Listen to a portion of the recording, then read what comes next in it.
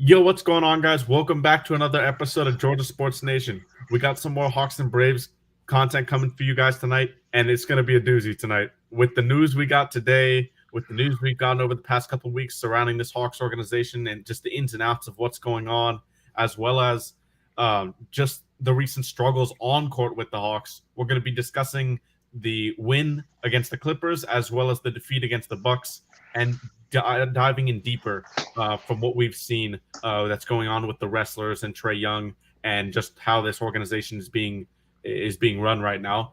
And then towards the end, we're going to be previewing Hawks Pacers starting at 7 tonight, and then discussing Max Fried likely going to be heading to an arbitration hearing for his salary this year, and what that means. How he'll be less likely to receive an extension.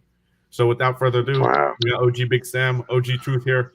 What were you guys' first thoughts on the games this week? And we'll start with the Clippers, the win against the Clippers. Go ahead, Sam. Well, I think that was just an aberration, so to speak. I mean, it was a good win, but at the same time, with all this going on, I just think that we need to play defense 48 minutes instead of just the last half of the fourth quarter.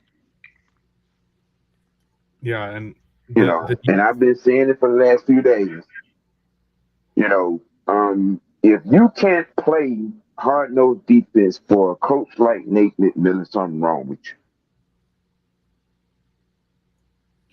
And defense wins championship. And that's been a large part of this team's problem.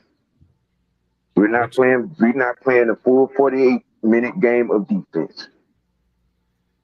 And we're talking about effort. We're talking about want to. We're talking about have to. And I really think it boils down to we made some bad decisions. You know what it is when some folks get their money and then they just lax off. But it is what it is. It was a good game, but then too it was a bad game.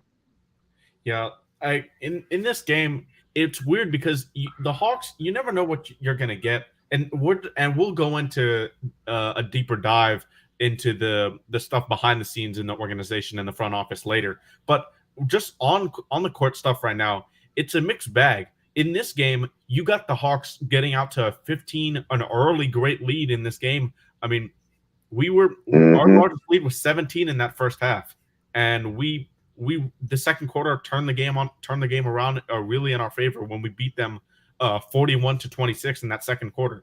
But in that third quarter and in the second half, we scored 19 points and they put up a 35-point quarter in the third and pretty much got into the game single-handedly from that quarter. They got out to an 11-point lead eventually in that third and fourth quarter, but thankfully we were able to close it out and still eke out a win 112-108. But that defense you were talking about in that third quarter, for the most part, this game we actually played good defense. We allowed 26 points in the first two quarters and then 21 in the fourth. That third quarter was pretty much the only bad quarter, but that's that 48 minutes you were talking about. You can't slack off for 12 minutes, and that's why the Clippers almost came back. Yeah. If I'm a Clippers fan, I'm sorry, Sam. No, go ahead. No, I was just agreeing with what he said. I mean, just reinstating it that, you got the 48 minutes, man. Especially against a talented team like the Clippers. You got Wall, George, Kawhi, them guys over there. You got to keep it. You got your foot on it. PG was out this game. Yeah. If you got your foot on a team's neck like that, why take it off? Why stop choking? What I was about to say is, if I'm a Clippers fan, I'm pissed because the Clippers really just handed this game to us. We played like, excuse my French, my Spanish is where we played like shit. And for once, the basketball god smiled down on us and we was able to seized control in the fourth quarter and ultimately won the Mm-hmm. game. We got dominated on the boards. We didn't play 48 minutes of defense, and it's starting to get it's beginning progressively worse and annoying. However, look, I'm not going to be a negative Nancy. We got the win, but there's a big but. You got to play 48 minutes of sound basketball. It's too much talent on this team, even with Capella. Capella out, but they had George out. I think the Clippers kind of fell into what we do a lot. They didn't do what they did to get them the lead, and they started settling and they started playing one-on-one ball. Kawhi, Kawhi, he's the star on that. He's the star that was there anyway. But really, we couldn't stop Zubac at all. We couldn't stop this dude at all. Yeah, And, he and had and he, they stopped, and they for some reason they stopped going to him. But hey, we got the win. So, oh boy, I I'm go- I disagree. I think so. In the second half, obviously, we definitely slacked off a bit. We did not play. We played a tale of two halves, like we've seen oftentimes too many times with this Hawks team this year. But in the first half, we got off to a great start. Trey was efficient in the first half. He got going a lot in that second quarter. Dre had a great game, scoring 20 points on 8 of 13 shooting. Trey finished with 30 and 8 on efficient shooting, and a 9 of 17 and 3 of 6 from three, which was encouraging. And then Jalen Johnson being a big boost off the bench, shooting 5 of 6 and including 2 of 3 3 point range for 13 points off the bench in just 15 minutes. That was huge. And in that first half, it really seemed like the Hawks were going to run away with this game, especially towards the end of toward when we got into halftime.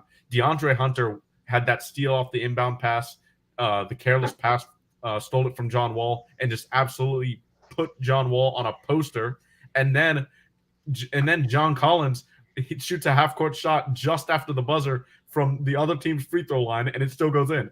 So Right.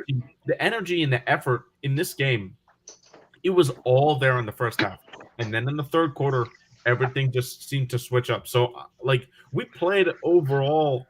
This wasn't. I wasn't completely upset at the way we built the lead, but the way that we lost it, Ivica Zubac was, like you said, just dominant.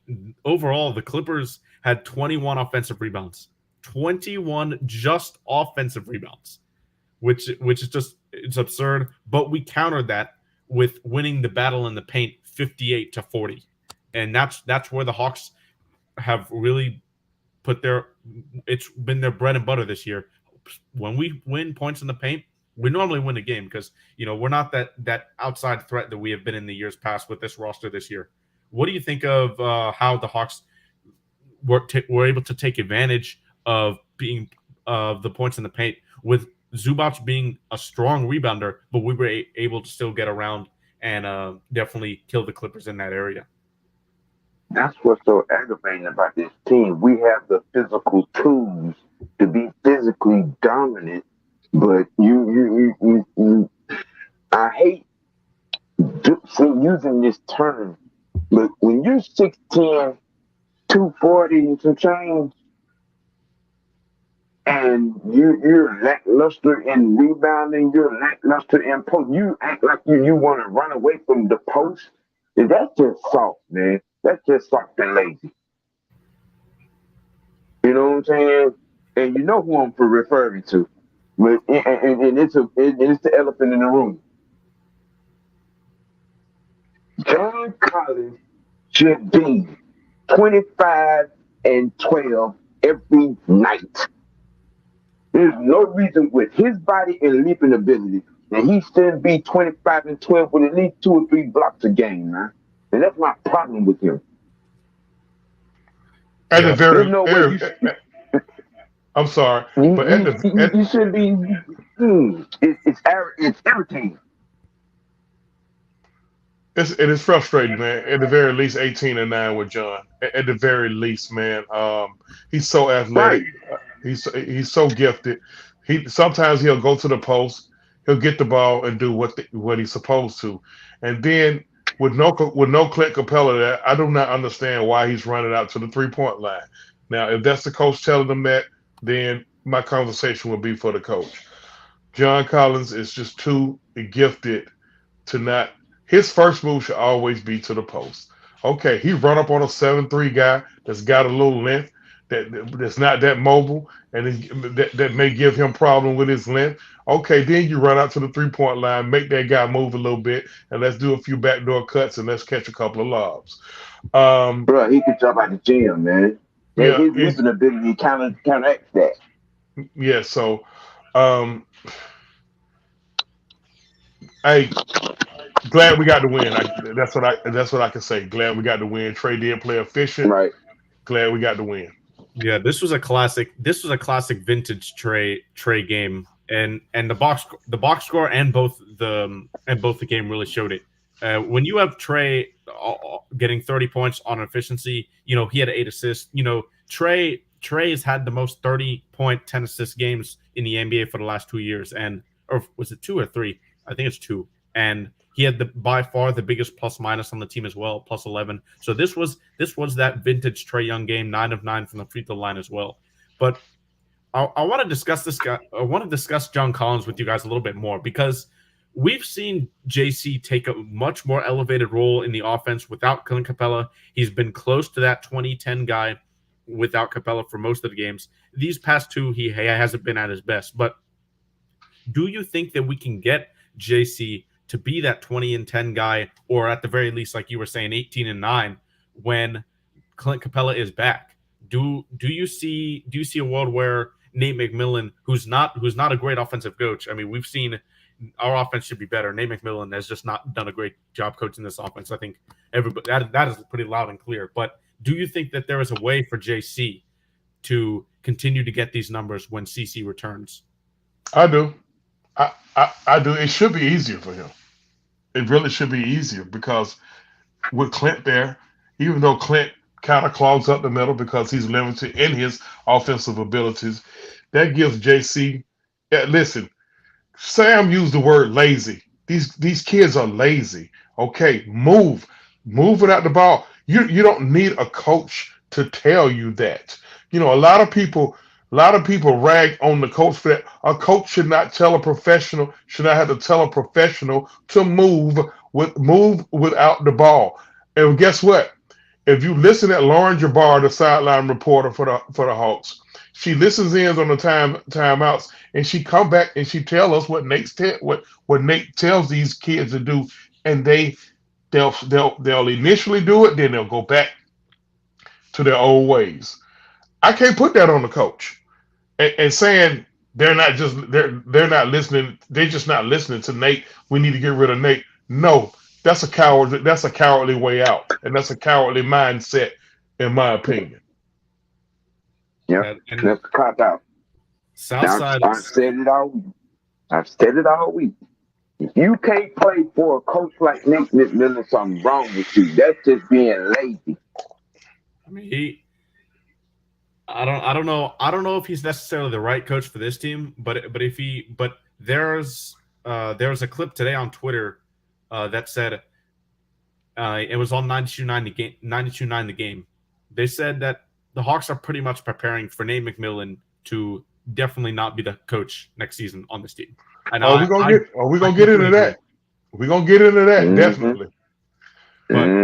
But Southside here makes a great point, and especially with Hunter, because sure, you can say we went over Trey and how great of a game he had, but DeAndre Hunter in this game, his one-on-one defense against Kawhi Leonard was some of the best defense I've ever seen him play. And it was classic. It was classic. Great. It was a vintage classic performance from DeAndre Hunter. Yes, great for pointing that out, Southside. I'm so sorry, Dre Hunter. Dre Hunter literally won this game with his defense on Kawhi. And you know what's amazing? Kawhi still went for almost 30, but he made Kawhi work for every damn thing he got when he was guarding him. He didn't slack. He stayed connected to him. He could have told you what type of deodorant the man was wearing after the game. He did his job. He did his job. So yeah, Great pointing that out. I'm so sorry, Dre Hunter. Dre Hunter did play excellent defense on Kawhi Leonard. He also added offensively. He also added 17, I believe. No, he added 20 points and 8 of 13 shooting. And that's we need to see an efficient for DeAndre Hunter, known for a 3-and-D guy above anything else. You need to be as efficient as a 3-and-D guy, and hopefully he's finding some of that efficiency. But I really liked in crunch time when the Hawks, they had a 14, 15, 17 actually point lead in the first half. They could have easily folded and say, here we go. We're going to choke another big lead. But DeAndre Hunter in crunch time held Kawhi Leonard scoreless in the final minute. Kawhi didn't score another point. And they gave him the ball. Yep. Trust me, they gave him the ball. And efficient DeAndre Hunter with his defense, we are a completely different team from the way we are when he's not. It's night and day. I mean, it's extremely noticeable, man. 100%. Blackberry, what did you think about this win? A good win. It's a little. It's a win. It's a win that I'm a little pissed off about because of the transition into the next game. It's night and day. Yep. And it pisses me off. Yeah, I'm with you, Blackberry. And it's frustrating, man. It's like a roller coaster with the Hawks because as we get into the Bucks game here, you had the Hawks get out to a huge lead in the first half against the Clippers, and then slowly give it back to the Clippers in the second half. Now against the Bucks, you had the complete opposite. You got the Hawks going out to this sluggish, putrid start with the Bucks going on a 13-0 run, including 3 or 4 from deep in that stretch. And then you got the Hawks in the second half making this absurd comeback, taking the lead at one point at 103-101 with a bogey baseline mid-ranger. And then you've got the Bucks going on a 10-0 run to close out the game when you closed out the game well against the Clippers and the Kings the week before that. So it's a complete roller coaster. You never know what you're gonna get with his team. But Blackberry, we'll start with you. We'll start with you with this game since you brought it up. What do you think led to such a slow start, and why do you think the Hawks get off to these slow starts in the first quarter so much? I think I don't think our team comes with energy in the first quarter. I don't think they come with energy. Okay. And I don't know if it's because of they don't get up to play for Nate. They got to get each other ready. In the midst of the game, they got to get each other amped up to play. I don't know if that's what it is. I know a lot of folks like OG Sam. He think that they don't, they not playing for the coach. I don't know. I'm gonna be real. I cannot defend these players, and I cannot defend Nate McMillan anymore after that debauchery of a last 3 minutes in this Milwaukee game. I can't defend none of them.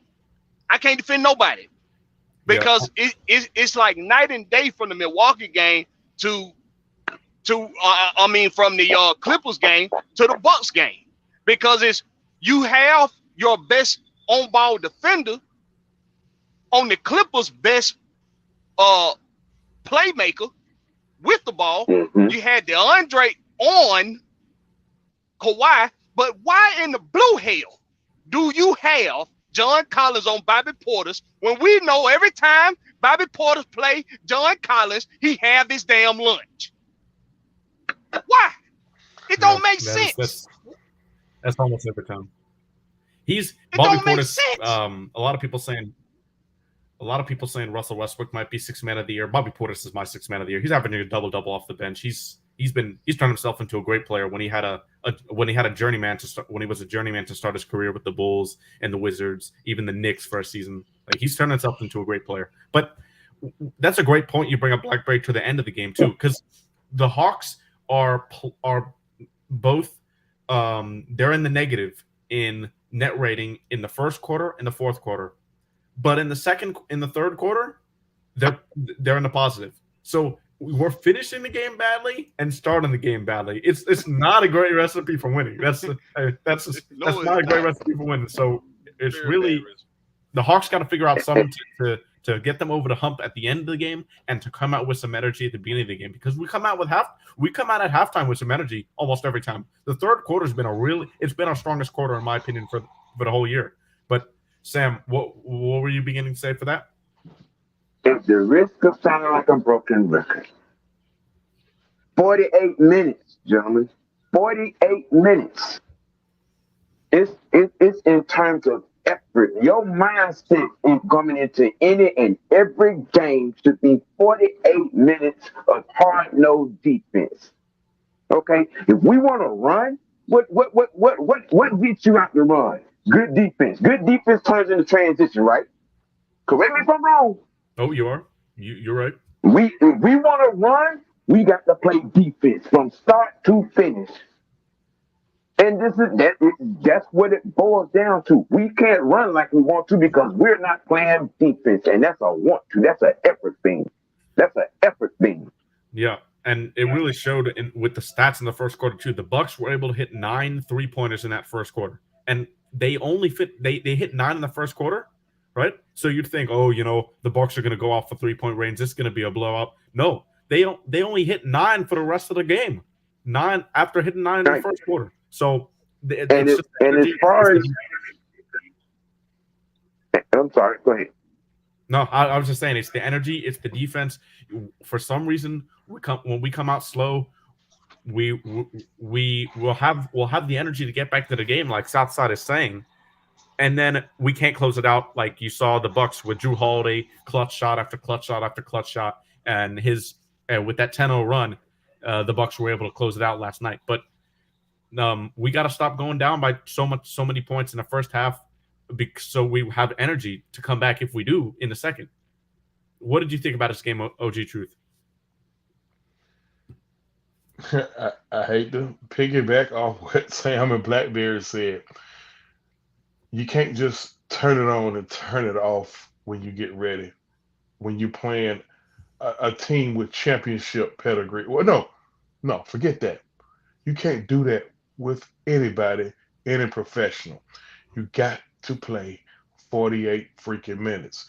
It's annoying. You could tell how annoyed we are about it. I'm not going to sit up here and use who's not there as an excuse. Okay, Trey wasn't there, had a tummy ache, or whatever the case. Clint's got this nagging calf strain.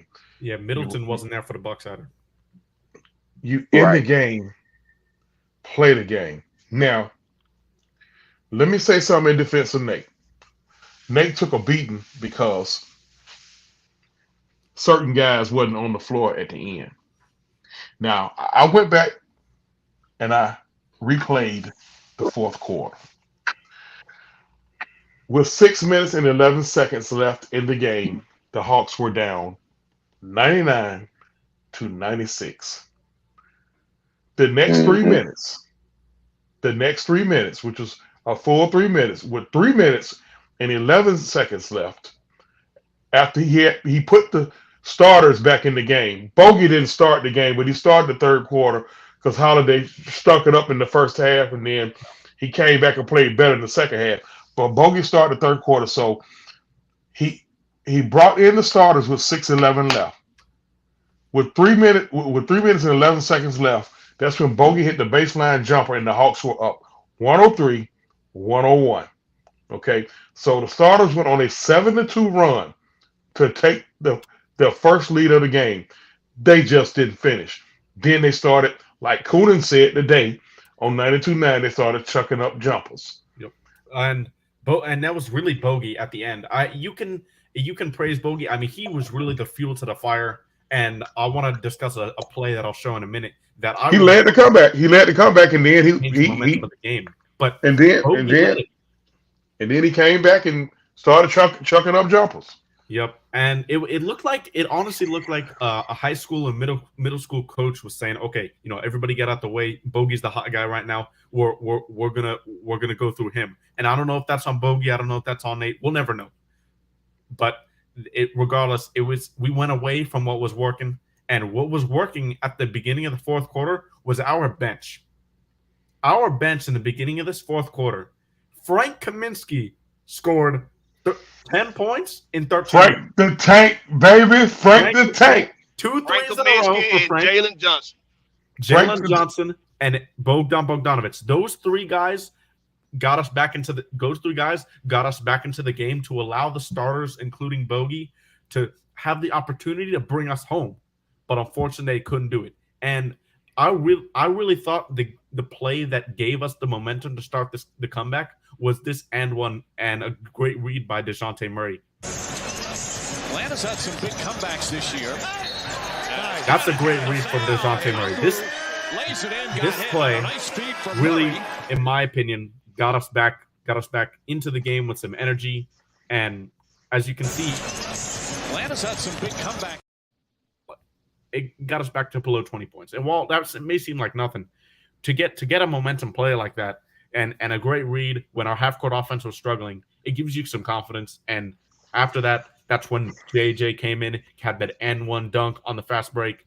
Bogey came in, knocked down some threes, and just the energy was just in the building. You could see it. The fans were going crazy in that second half too, late in the third quarter, early in the fourth. So when you don't beat yourselves a big hole like that in the first quarter, that comeback is no longer needed to be a comeback. That can be a run to sustain the lead, a run to make it bigger, but instead it was meant to be a comeback, and we couldn't get over that final hump because we had extended, like Southside said, so much energy to get back into that game at the 103-101 point that you were just making.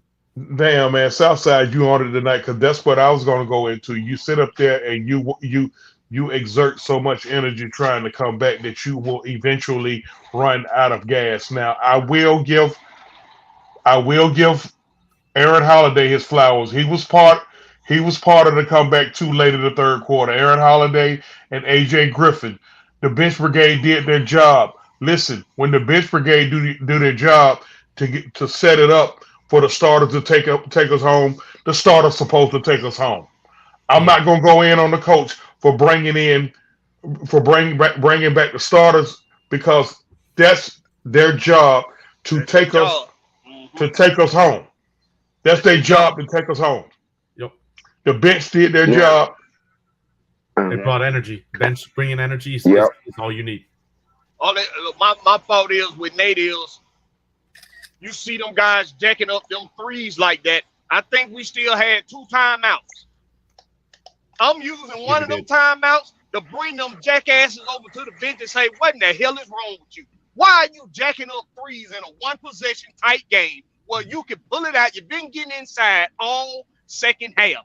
At will, you've gotten into the paint. On Yekon Kongwu, young man, you did a hell of a job on the best damn player possibly in the damn league today. 7 points. 7 points on Giannis, 3 of 10 shooting. Onyeka just put him in jail in a straitjacket. You did a hell of a job, and for that boy not to be rewarded with a win for the job he did on Giannis is ridiculous. You go out there jacking up threes in the last few minutes, and it's shameful. You know you're one of the worst 3-point shooting teams in the league. You know you've been getting into the paint all damn second half at will. You know Jalen Johnson has been playing his ass off on defense. Why is he not in the game, and why are you jacking up threes? It didn't make a lick of sense. Now, before we go into the drama, let me say this. We also mentioned Bobby Portis, what he did in the first half. He was non-existent in the second half. Bingo. So we just got to play 48 minutes. All goes back to Sam's. Hopefully everything goes well in Indiana tonight. I think, based on what Conan said today, Trey and Clint should be available tonight, and we definitely gonna need them. Clint is not available. He's not.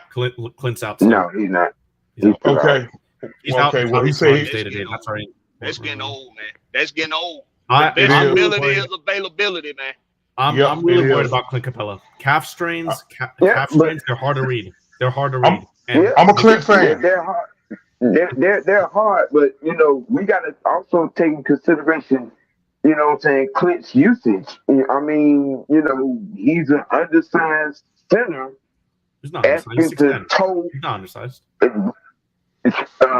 When you By the go up day's against- standards, he is. By the day's standards, he Miles is. Turner's He's got. 6'10".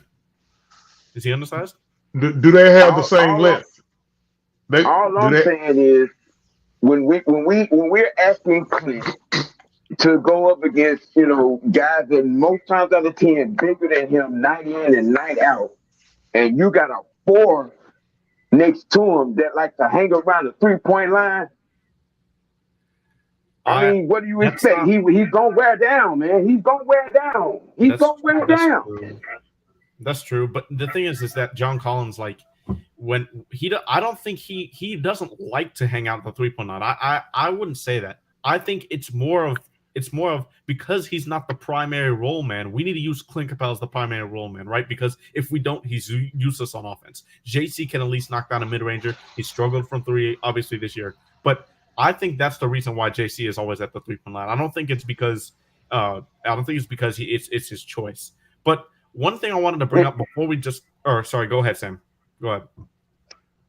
I can think of maybe 4 power forwards in the league, you know what I'm saying, that he probably would have problems with, but for the most part, John Collins should be eating these power forwards that we go up against night in, night out for lunch with his leaping ability and his body size and his talent. There's no excuse. There's no excuse. You want the bag, but you ain't giving us bag play. Hey, he already got the bag. That's what I'm saying. Yeah, that's what I'm saying. We give you the bag, and you giving us, you know what I'm saying, you know, AAU play. And one thing I wanted to go over real quickly, I want you guys to take a look at this box score real quick before we get into the Pacers and the eventual elephant in the room with this organization. Look at this box score. Our bench was what got us back into this game, by the way. Look at Frank Kaminsky, by the way. Look at that plus minus for Frank Kaminsky. Just want to point that out. Right. But one thing that this doesn't show is our starters had a combined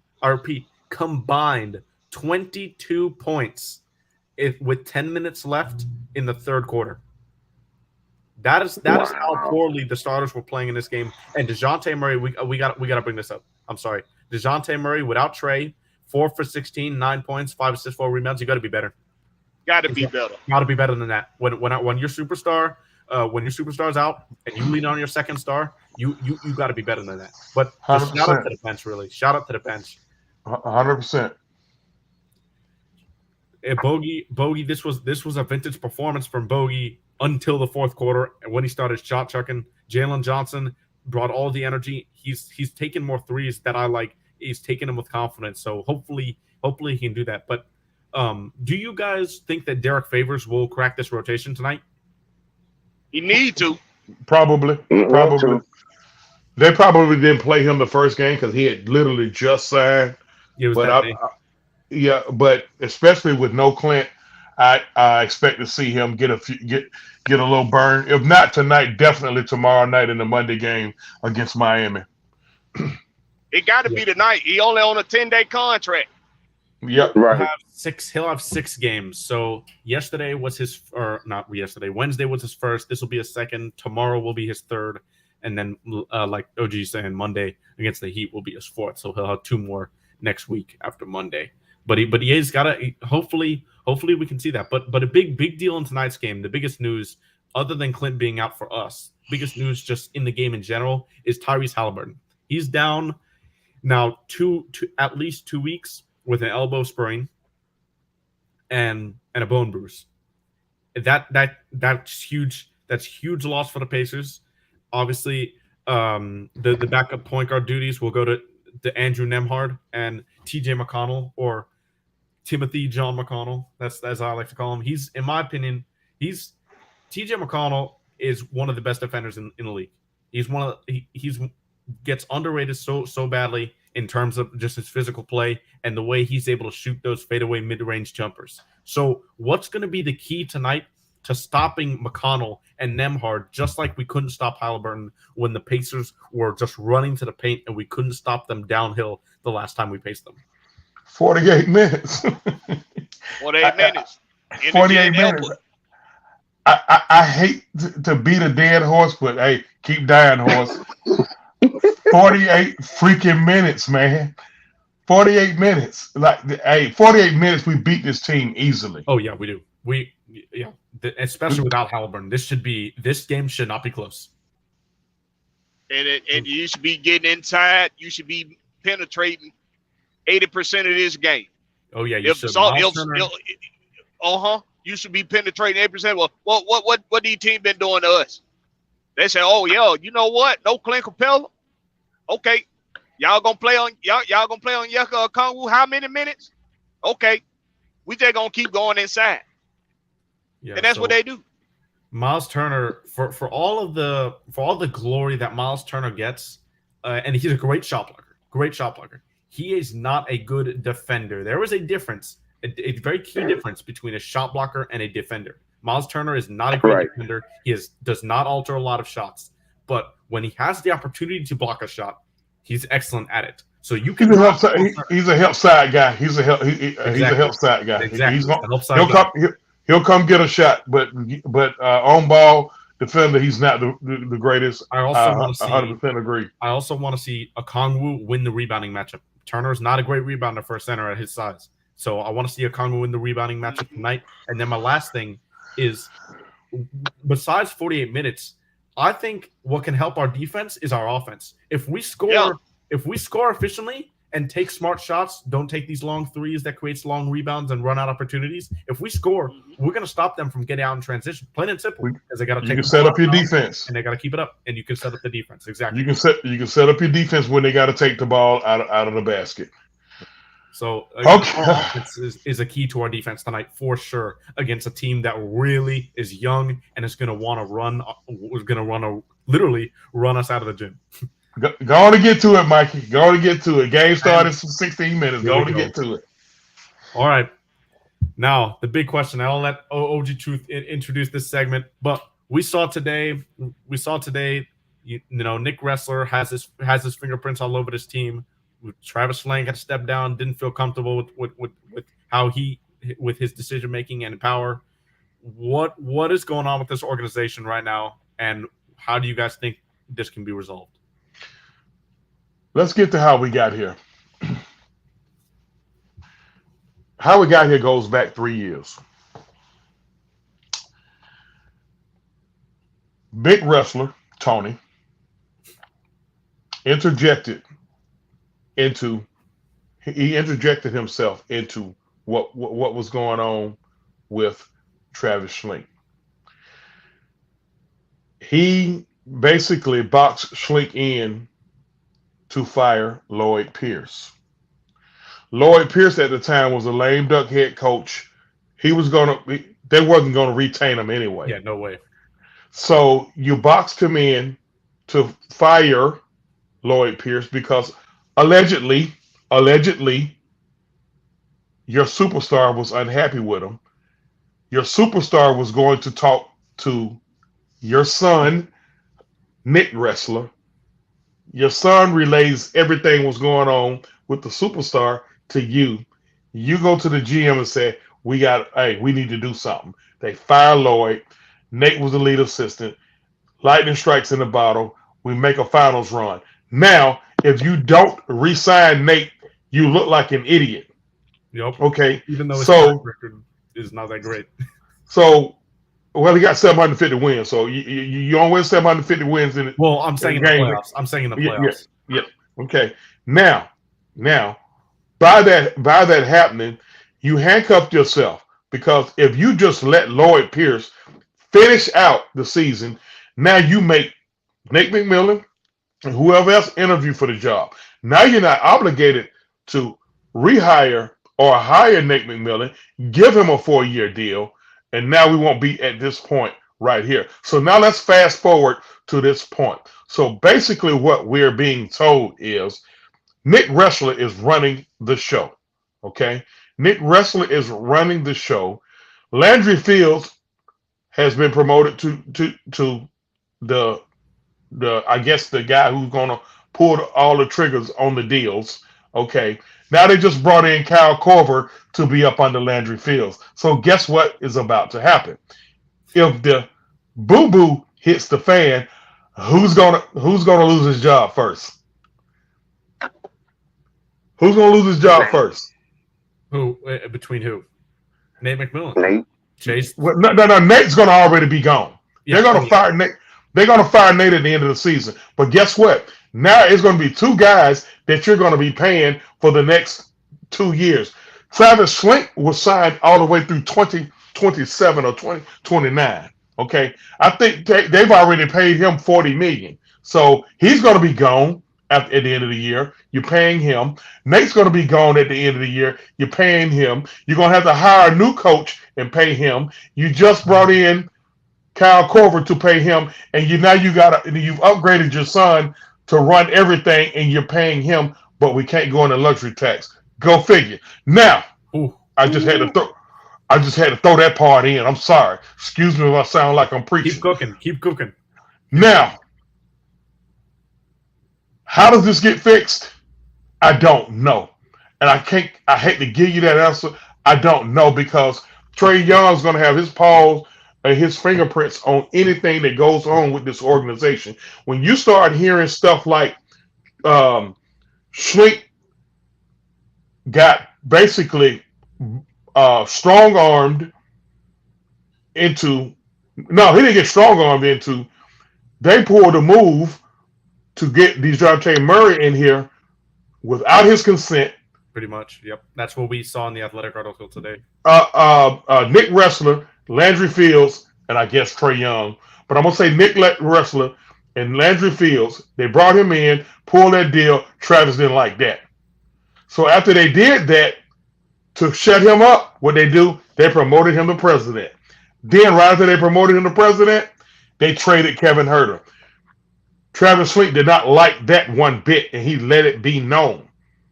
Now, Travis Slink is basically just a consultant now, making the same paycheck, and this team is 3 games under 500. It's a complete dumpster fire here. The only way to fix this now is fans ain't gonna want to hear this. You're gonna have to possibly blow it up again, and I don't think a lot of fans want that. We may lose everybody, because guess what? Once Trey gets any type of resistance, he's gonna buck and say, "Get me out of here." Okay, John Collins gonna get tired of his name being brought up in trade rumors, and he's gonna say, "Get me out of here."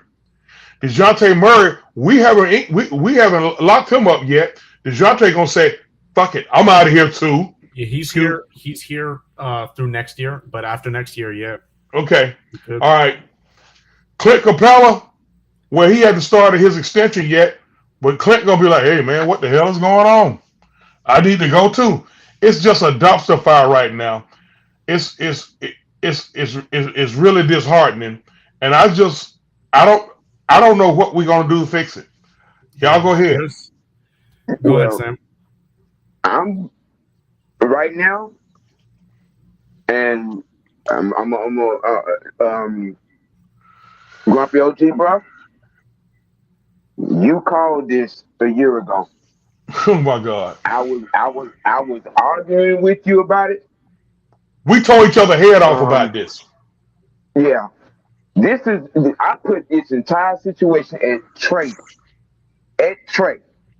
Now, if this goes the way we saying it's gonna go, this man is gonna be responsible for getting rid of 2 coaches. He's gonna be labeled a coach killer. Yeah, which is and when you start letting the player dictate, you know what I'm saying, hirings and firings, and we're not getting any results, and we're just spinning in the mud. Okay, number one, first and foremost, this is not representation of being a leader. Number one, that's first and foremost. Number 2, you're not throwing your weight on both sides of the court there, buddy. This is where I'm agreeing with you at, OG. Okay? You ain't improved your defensive play at all in 2 years. at all. Okay? And yet you're running back and forth in and out of these offices upstairs and getting this person to back you up and having all this turmoil. This is all Trey. Nick Wrestler was picking. You're hearing about Nick Wrestler picking him up from practice. Yeah. Now, I'm gonna slightly before Blackberry go in. I will slightly disagree with you on who's to blame. Yeah, me too. It's not Trey. Yeah, it's Tony Wrestler. Exactly. It's Tony Wrestler. Yep. He had the power to stop all of this. He got the power to stop all of this. He allowed this to happen. Yep. And Nick Wrestler, if Nick Wrestler has all this control, right, and is really like running the show, if you will, and I saw this tweet from Grant Shirley today, he has great tweets, honestly. He said, if Nick Wrestler's running the show, let's get a Nick Wrestler press conference. Where is he? We don't know what he's doing. Like, let's get a Nick Wrestler press conference. Just something to let's see this guy. But no, they're using Conan they're using Conan to be their voice. Now, what Conan said earlier today on the Dukes and Bale show was disturbing. It was. He said there is turbulence. He used the word Blackberry, Sam, Mikey. He used the word turbulence in the front office. That's not good at all. What you say, Blackberry? I'm gonna say it just like this. 2 years ago, the mouthpiece for the Atlanta Hawks was two people: Tony Wrestler and Travis Schlenk. Then all of a sudden, last offseason, you stop hearing Tony Wrestler. Why? Because he gave his son more input on what's going to happen with the team. And then the DeJounte Murray trade happens, which I still like. I don't disagree with it. But apparently, it was Nick Wrestler's approach to get DeJounte Murray, not including Travis Schlenk on the ins and the outs of the deal. Not including Travis Schlenk in on, this is what I want to do. What do you think? Now, see, the relationship Tony Wrestler and Travis Schlenk had was that more of a partnership. Of course, it was owner, GM, but it was more of a partnership. They made a lot of these decisions together. You used to hear it when they spoke. They spoke highly of one another. Every time there was questions about decisions on the direction with the team, looking to go out and get in free agency or on the trade blocks, it was always, I'm getting with Tony. It was always, I'm getting with Travis. That's what the conversation was always about. And then all of a sudden, you don't hear Tony Wrestler no more. It's Nick. And I don't think Travis Schlenk likes working with Nick Wrestler. I think he tries to run things as a dictator, more so as a democracy, even though it's not that. But a general manager is supposed to be a general manager. Travis Schlenk, a general manager, be that. Hey, Blackberry, Travis Schlenk, according to Conan, from what I read, what Conan said today, he's been completely phased out. He's not even involved in the day-to-day operations. They refer to him for consulting, but you know why they have to? Because Nick Wrestler don't know.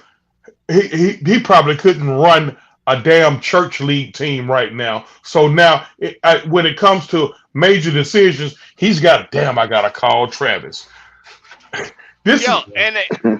I think it's two things. It's two reasons for why Tony is no longer the general manager, not even the president, and that is a consultant role. It's two reasons. One, I think it was within his plans all along. He just didn't want to do it this soon. The reason why he's doing it this soon is because, two, he don't like Nick Wrestler.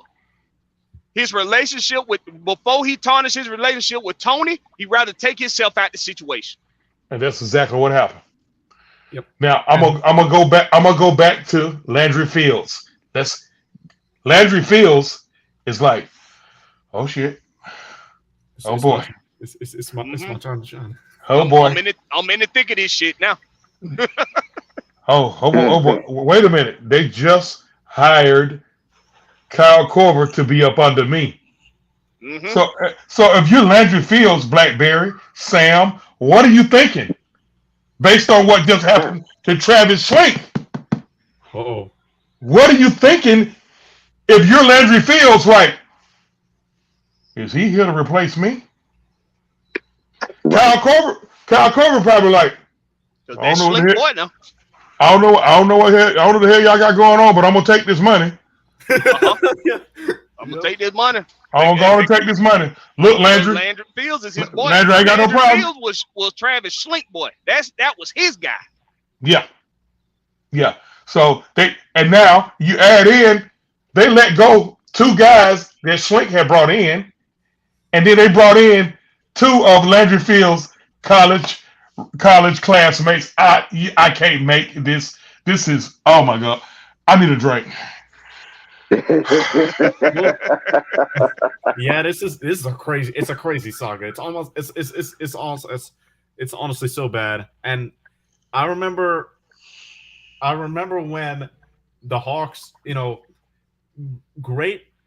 It was, we had this great interview with Joe Johnson a couple weeks ago, right? When he was at the game against the Nets.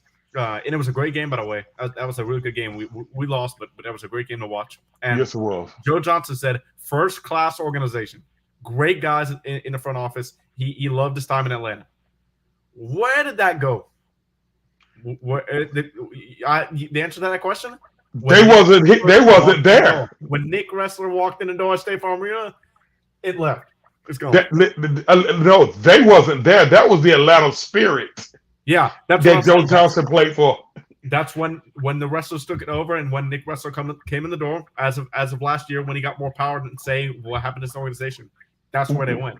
When are we going to hear from Jamie Gertz? I've heard nothing from her. She's one of the 3. She doesn't speak a lot outside of, like, she's at the games with Tony and all the time. I've seen her at the games and stuff, but I've actually when I interned with the Hawks in the summer of 2021.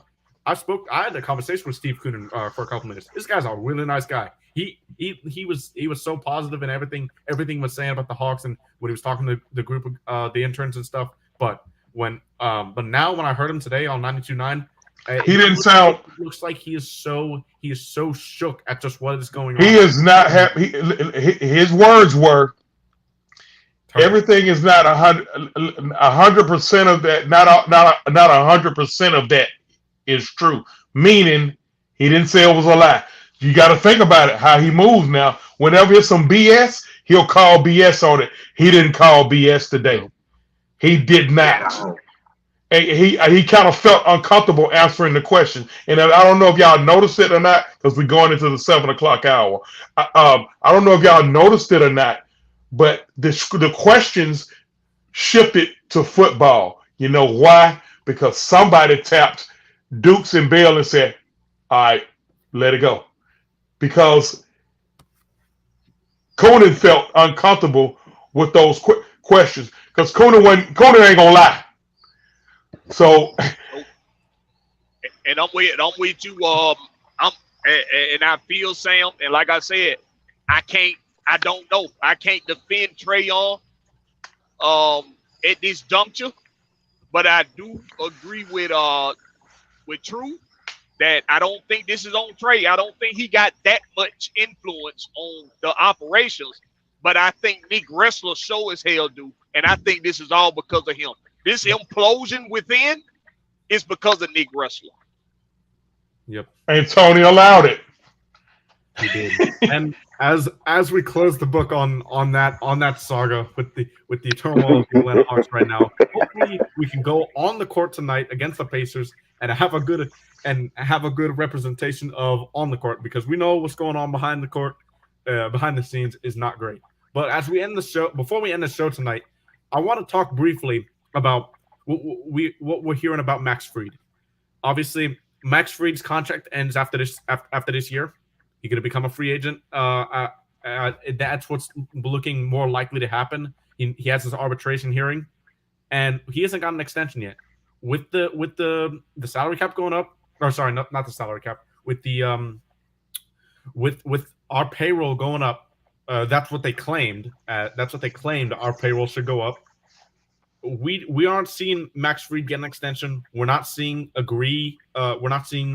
Braves and Max Fried agree on a contract before an arbitration, as Mark Bowman reported today. Do you guys think this is a sign, an early sign, that Max Fried might not be as likely to get an extension before the end of next season? If Max Fried goes to arbitration, he's gone. If you don't sign him, if you force him to go into arbitration, because the arbitrator gonna side with him. If you force him to go in arbitration, he's gone. Them California teams, because he's a California kid, licking their chops. He was a Dodgers fan going up. Or no, I totally agree. I totally agree. He goes in arbitration, he's out of here. Sam, what you think? They're about to drop the ball. Losing pitching is something that we ain't got time for. Oh boy, say that again. Losing pitching. Say it again, boy. It's something we ain't got time for. By the way, Luke Jackson. My OG Grumpy brother said, if he goes to arbitration, he is out of here. By the way, Luke Jackson signed with the Giants. Luke Jackson signed with the Giants a couple of days ago, so we lost that. We only got one member of the night shift pitching this year. That's AJ Minter. AJ Minter. He the last of the Mohicans. So Smith is gone. Jackson is gone. And Matt's going to be out the rest of the year. And Matt's out for the year. So it's our bullpen. While it's still going to be good. I mean, we still got McHugh. We still got Raisel Iglesias. Joe Jimenez that we got from the Tigers. I really like him. I think he's going to be a great. Bullpen's going to be good, but you're losing camaraderie. Starting pitching is essential. Yeah, I mean, we still got the 20-game winner, Kyle Wright. They still feel like Ian Anderson can get it together. Inoue should come back this year. Soroka should come back sometime this year. And then Strider are going to be fully healthy. Strider going to be fully healthy, and we got. Hey, listen, we got the old dog, the innings eater. He's going to give us 5-6 no matter what. Hey, as long as he don't break something in the playoffs, because last 2 years, how do you break a leg? How do you break a leg in the World Series and pitch? He pitched another inning, didn't he? Yeah, he pitched a full another inning. Struck out. He pushed a full inning on the. He struck out Jose Altuve on 3 pitches. And then he breaks his arm. Charlie, hang it up, Charlie. Your bones getting brittle, buddy. But hey, I appreciate the effort. Right. Yeah. With that being said, we're gonna end the show like we always do every week. We're gonna start with you, Blackberry. Tell them where they can find you. On team, y'all know where to find me. Blackberry Lyrics. That's on YouTube. That's on Twitter. Blackberry Lyrics. That's Blackberry, no C, just a K. Y'all can catch me there. Catch the Rex Pit. Yes, sir. Catch me on the Rex Pit every Thursday, 8 p.m. Eastern Daylight Time on the Rex Pit on Blackberry Lyrics channel, AFN, GSN. Either one, it don't matter. But I said I would prefer y'all go to my channel and hit that subscribe button and that notification bell, right, so y'all can get the goods there. Forgive me, I haven't done it. I will do it today. Yeah. Amen to you, brother. God bless you. All right, Sam, we'll go with you and then OG. Both OGs, actually. Yeah, the Grumpy OG brothers have that team. OG Big Sam on Twitter. My government name on Facebook, Samuel White. OG Truth with a 2. Hurts, HURTZ on Twitter. YouTube. Kings, KINGZ. Ransom, RANTZOM. Government name, Chauncey MT King on Facebook. I'm also on Instagram. And you can also catch me on 2 Factor Media Radio. That's 2FM. Now we're shifting to Mondays on the Big Verb Game Day Report. I always close it out. I'm OG Truth Hurts. Hey, I always seek and speak the truth, whole truth, and nothing but the truth. Nothing but the truth. Mikey, take us home. And You can find me on YouTube, recapping the Hawks hoops. We stream that. We stream Georgia Sports Nation through there, as well as follow me on Twitter at Pinwizard300. Live tweeting about Hawks games, going on through watch parties sometimes. So definitely check me out there. But with that being said, make sure to tune into the show next week, 6 o'clock every Friday. We're gonna see you guys there next week. Don't forget, if you're on YouTube, like, comment, subscribe, and we'll see you guys in the next one. Peace. You can also find Maggiet running, shooting somebody lights out. Hell yeah. Yes, sir.